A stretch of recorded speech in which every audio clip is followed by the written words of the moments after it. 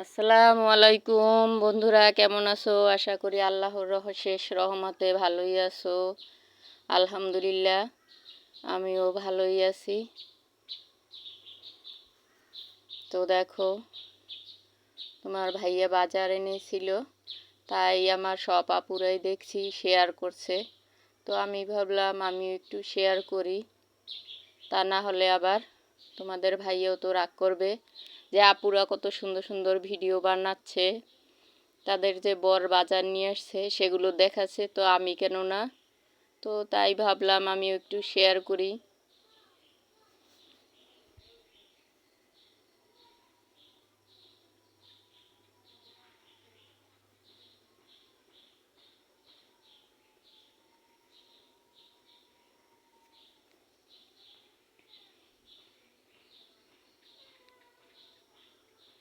এগুলো নতুন আলু,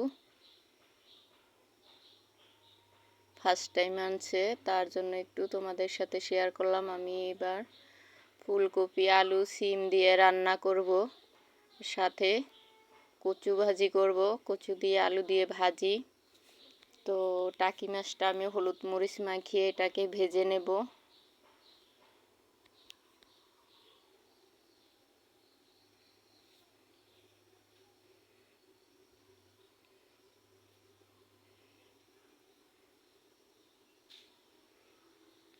তো এবার আমি মাছগুলো দিয়ে দিচ্ছি একে একে করে ফ্রাই প্যানে।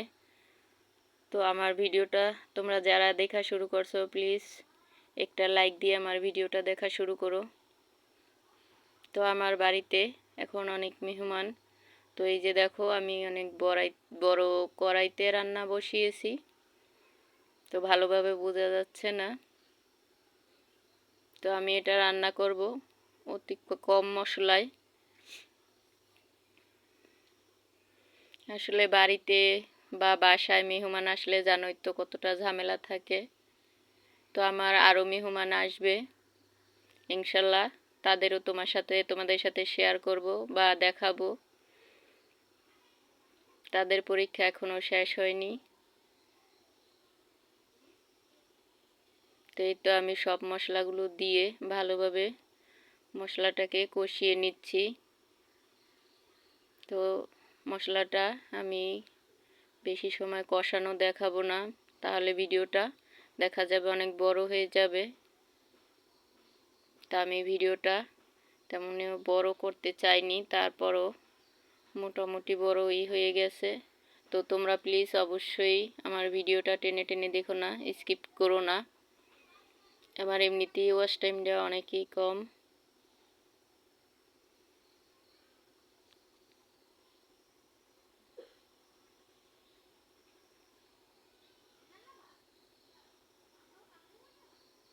তো আমি সব মশলা কষিয়ে এবার সবজিগুলো সব দিয়ে দেব।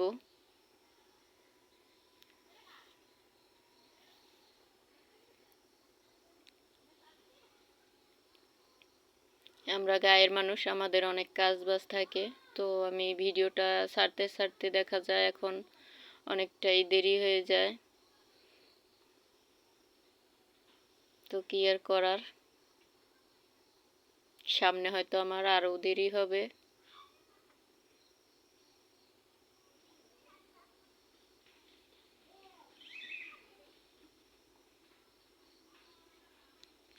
তো এভাবে আমি মশলাগুলো ভালোভাবে কষিয়ে নেব, সবজিগুলো। আসলে আমি অত ভালো কথা বলতে পারি না আমার আপুদের মতো গুছিয়ে।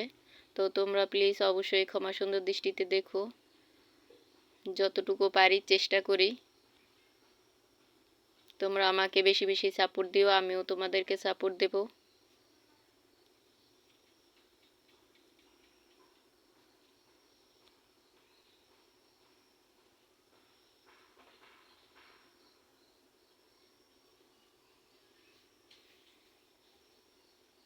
তো এবার আমি কচু আর আলু যেটা একসাথে করে ধুয়ে নিয়েছি সেটা এবার দিয়ে দিচ্ছি কড়াইতে, আমি একটু সেদ্ধ করে নেব।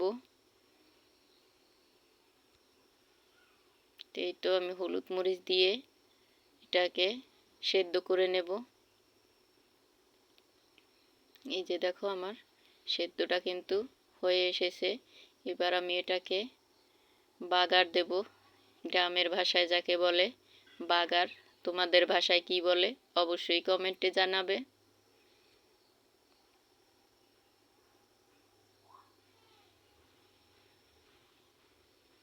আমি মাটির দুধ চুলায় রান্না করছি।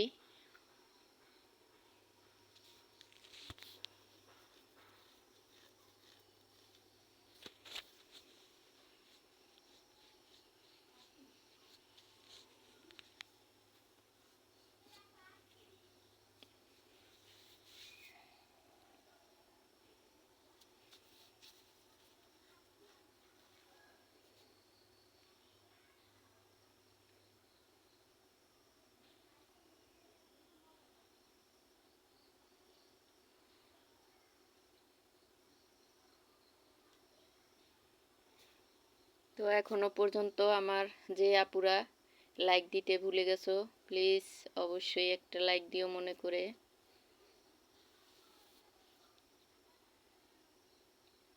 আমরা একে অপরের সাপোর্ট করব, তাহলেই এগিয়ে যেতে পারবো।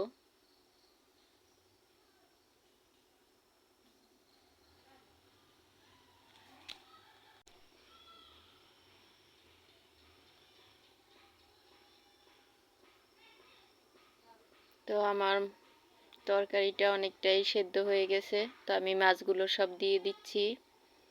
এবার এটাকে ভালোভাবে নাড়িয়ে চাড়িয়ে দিতে হবে কিছু সময়ের জন্য।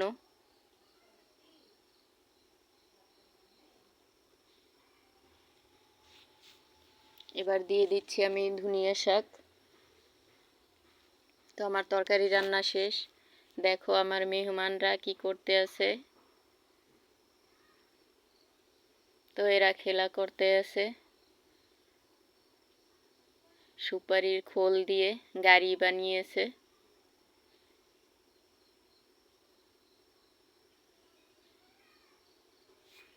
শৈশবের খেলা, কৈশোরের ছোটকালটাই মানুষের অনেক ভালো যায়, তখন কিছুই লাগে না, যতটুকু পায় ততটুকুই সন্তুষ্ট থাকে। যখন বড় হয়ে যায় তখন অনেক কিছুই ইচ্ছা শক্তিও বেড়ে যায়, আমার এই লাগবে সেই লাগবে, কিন্তু এরকম বয়সে সে যা পায় তাতেই খুশি হয়ে থাকে।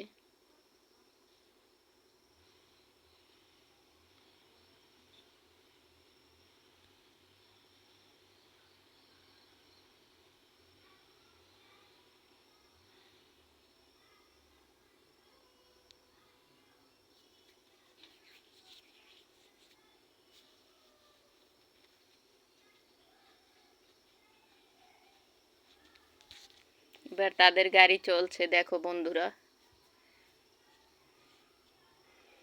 অনেকটাই ধীর গতিতে চলছে। ড্রাইভার মনে হয় তেমন একটা ভালো না, গায়ে শক্তি নেই। এবার হয়তো বা ড্রাইভার চেঞ্জ হয়েছে, তার জন্য গাড়ির স্পিড বেড়ে গেছে।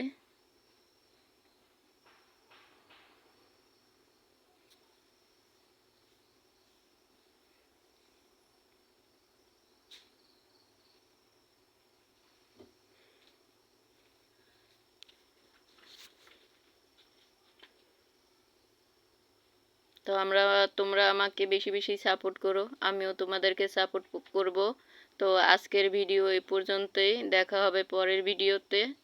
সবাই ভালো থেকো, আল্লাহ হাফেজ।